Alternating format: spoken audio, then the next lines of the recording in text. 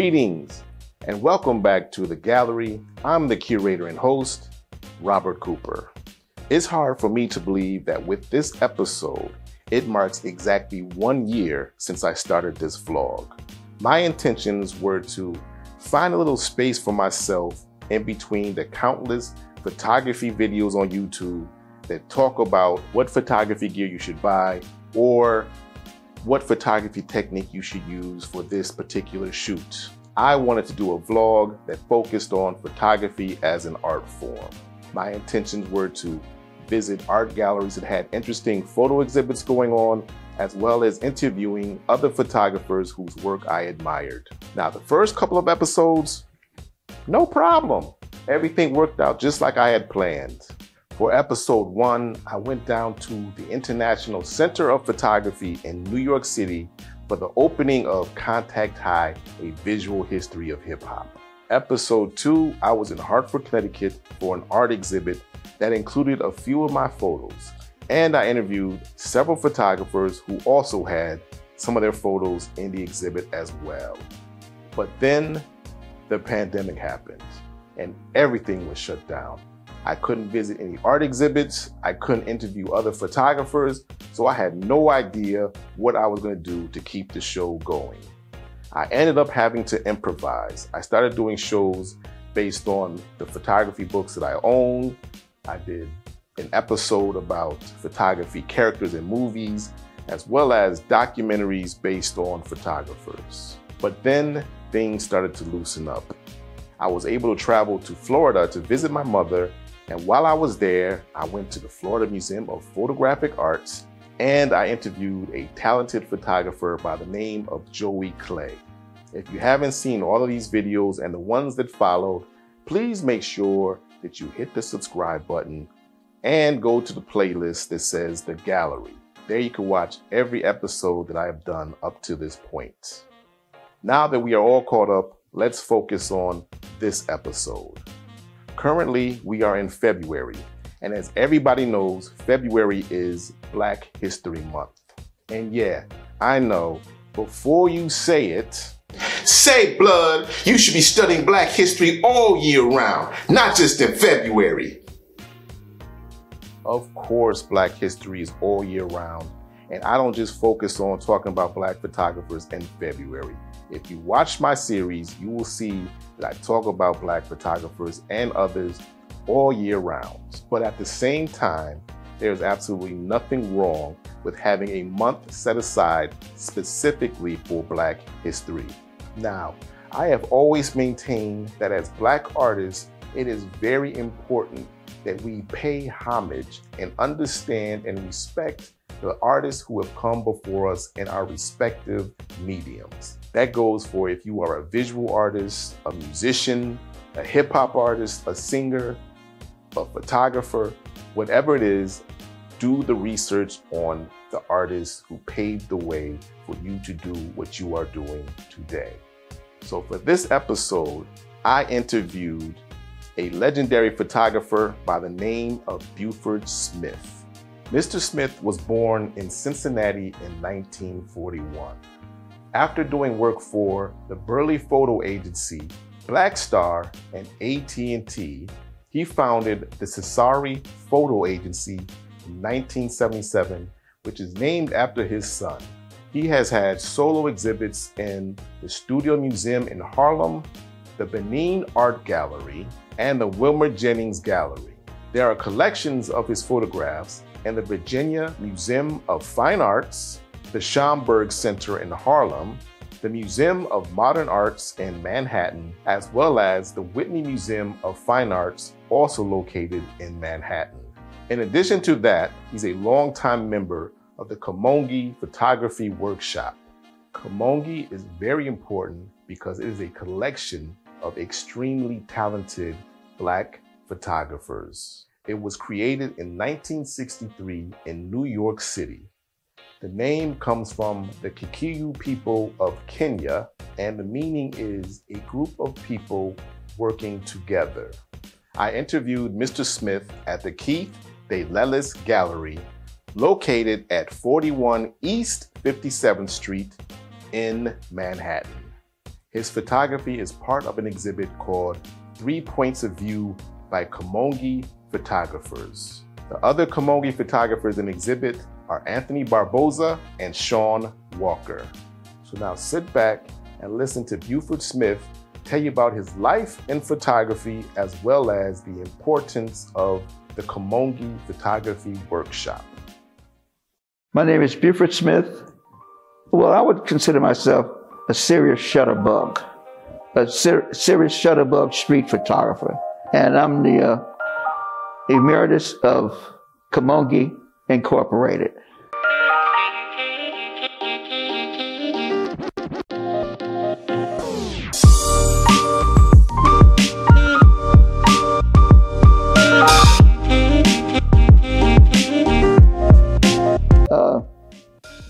I wanted to be an artist first, and then, I tried to draw, but I couldn't draw freehand. I always have to copy stuff. So I saw photography magazines. I've always been an avid reader of different stuff.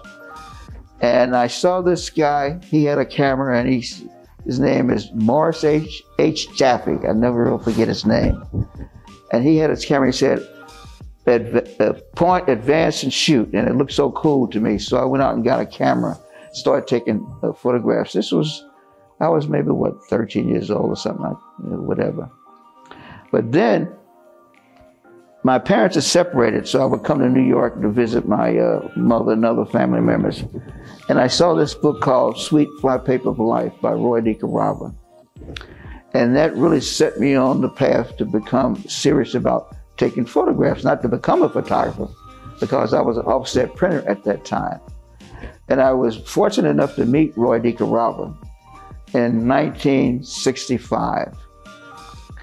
And a friend of mine was the bodyguard of Paul Robeson. And I knew that Roy DeCarava was the photographer for this event through Freedom Rays magazine. So I asked my friend Roscoe Smith if he knew Roy DeCarava, and he said no, he didn't know him. So I looked for a guy who looked like a professional photographer. And I saw Roy DeCarava standing, waiting to take a picture, and he had 2 cameras.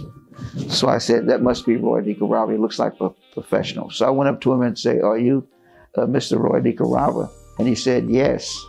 And I was so nervous that the flash on my camera went off. And Roy, in fact, I got a picture of Roy's like this.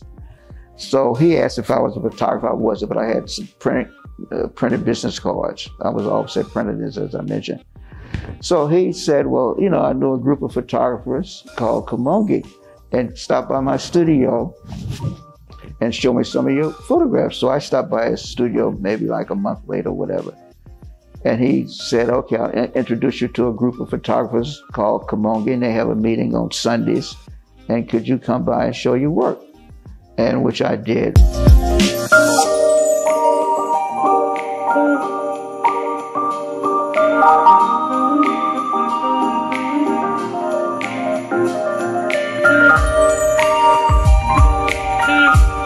So he introduced me to the group. I went up there, and there was, Fennar, one of the founders, Shawn Walker, Lou Draper, one of the founders, and Ray Francis, one of the founders, and who else was there at that meeting? I said Lou Draper. Oh, and Jimmy Manis.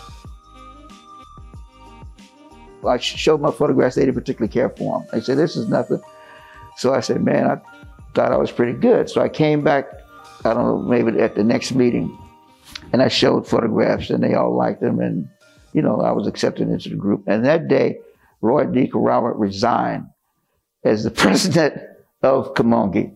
So I'm sitting there, and I'm saying, dag, should I leave with Roy? How does this work, So obviously I didn't leave. Roy left, and so that was it. So I became friends with those guys. They became my family in a certain sense.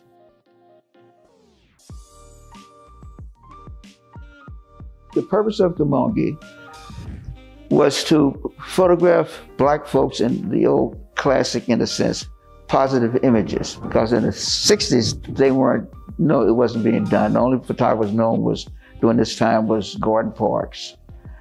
So the group they not only took photographs of black folks, but they did abstract stuff. In fact, I got my influence in a certain sense through Fennar. He was taking abstract pictures too, but you know, we all photographed black people. And we weren't in the sense of, we were conscious of it, but not like the interviews that's going on now. We just, hey, we black and that's it. You know, we're just doing positive images and we didn't think about nothing else to a certain extent.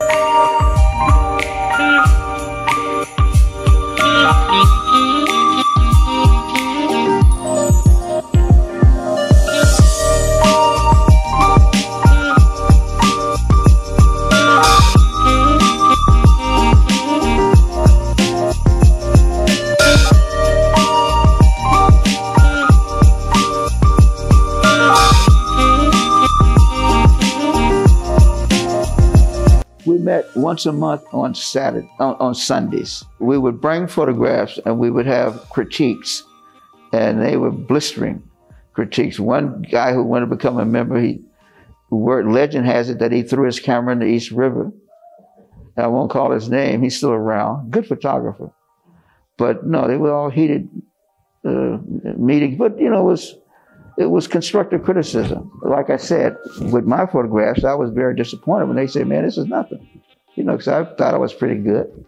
But I came back, put my ego in my back pocket, and I think I became a better photographer for it.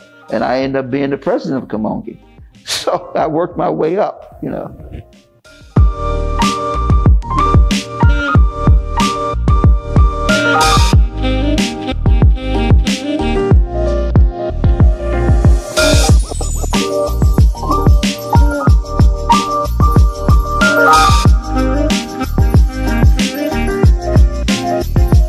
We were craftsmen, because before we put up a show at the gallery, we were looking and say, hey man, this is sloppy. You wouldn't do this if you were someplace else. So it was always about craft. Like Fennar, he was a stickler for craft, and other members too. And Roy being the first president, so we followed his lead with that craftsmanship. You don't do nothing sloppy. You be on time. You know, if you're on time, that means you're late. So this is what our whole thing was. But one thing with the Kamoinge members, that for whatever reason, we all basically printed dark. Roy DeCarava is famous for printing dark. That's his mantra, is that dark print. But in fact, about 2017, I received a legacy award at the Griffith Museum of Photography in Maine. And they asked me about why do I print dark? And a lot of people come up with a racial thing about printing dark. That never entered my mind. Printing dark because I'm black and I'm around black people. And I mentioned that it probably came from Rembrandt, because in my grandmother's house, a painting of a soldier with a helmet, and it was dark. So I don't know where it comes from, but it definitely didn't come from me being black. And that's why I print dark. But with the white critics and some black ones, they read that into it, but maybe that's it. But other members of the group, they printed dark too.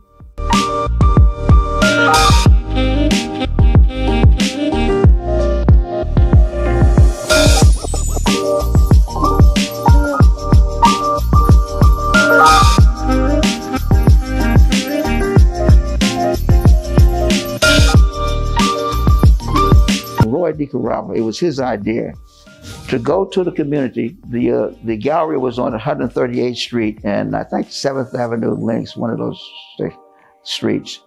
Roy got us together and said, let's make some prints and put them up on the walls in the community. That's a part of Kamoinge that people don't think about. I just thought about it myself after 40 years, about 2 days ago. We used to put up photographs, paste them on the wall with, the glue stuff. So that was an important aspect of Kamoinge that's left out in the history. So we were trying to reach out to the community like that this is what we're doing here.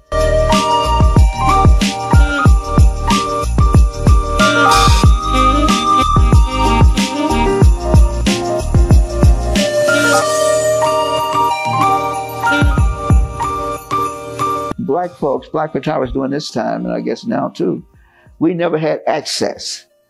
There's a white photographer, they come into the community to take pictures, and his stuff is on Life magazine and even in Black History Month. So I came up with the idea of the Black Photographers Annual, and it couldn't have been done without Joe Crawford, the publisher, because he came up with the money. So no one saw my photographs except the members of Kamoinge and a few friends. I tried to get it published, and they said no. And you know, if it was in color, we would publish it. If it had been in color, they would have said, "Hey, it should be black and white." This goes back to Look magazine and a couple other magazines during that period.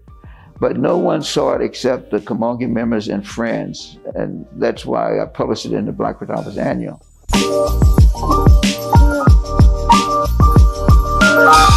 One of my mentors, Al Burley, he had a studio in the Hotel Teresa, and that's how I met Brother Malcolm X, because Malcolm X, the office was down the hall.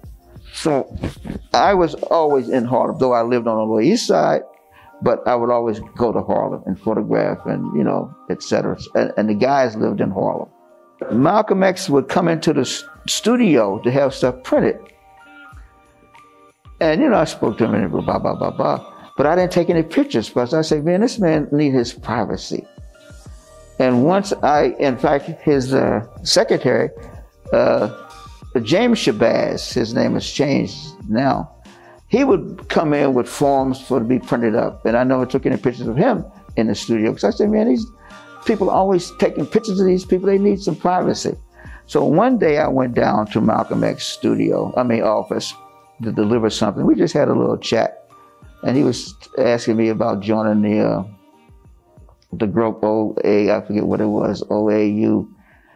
And I told him, no, I wasn't interested now, but I'll think about it. So he said, well, we need brothers like you. It's not about religion. It's about, you know, black people and blah, blah, blah, blah.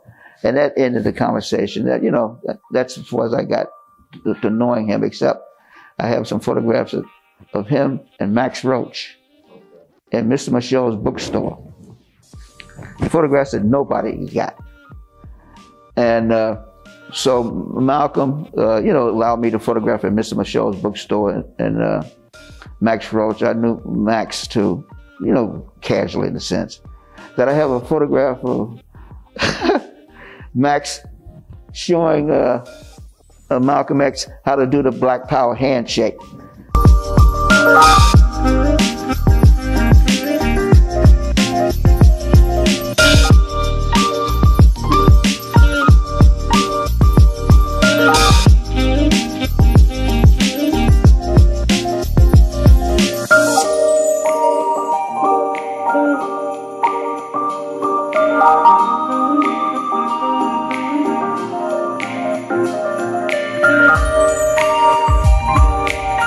Well, I told the Kamoinge members years ago is that we got to be careful what we're doing with our notes and our conversations and where we're going, because what's going to happen, one of these young white girls is going to come from one of these universities and write about us. So we got to have all this stuff intact.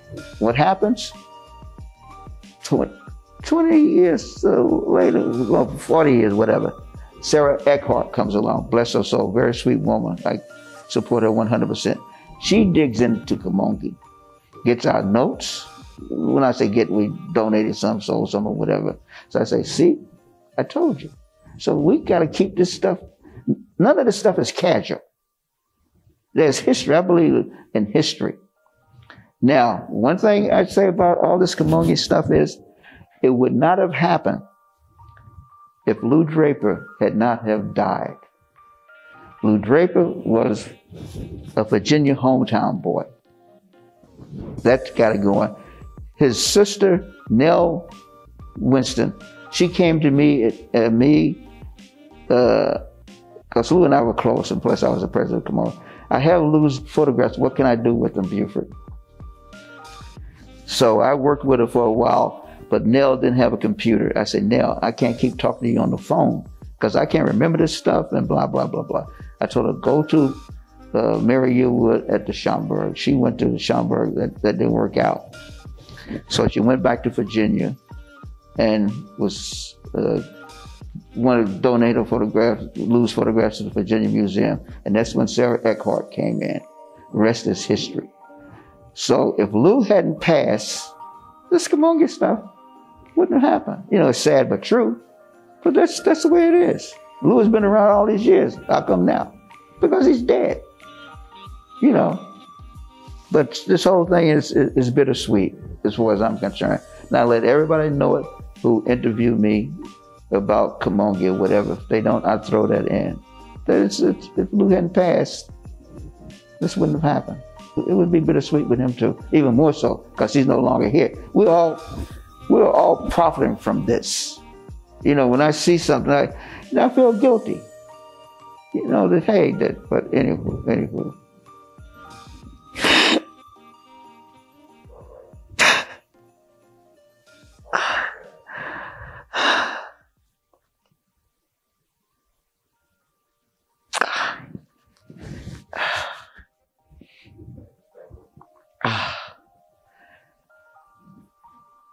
Okay, that's all. That's what I meant. I just want to, yeah, it's all bittersweet, man.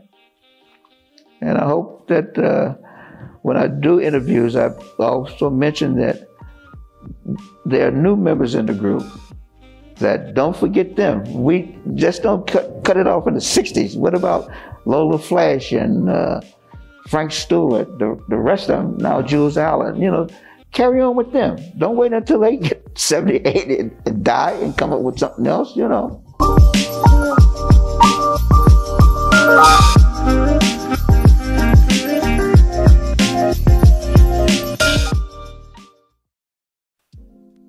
As you can see, it was a very passionate and emotional interview.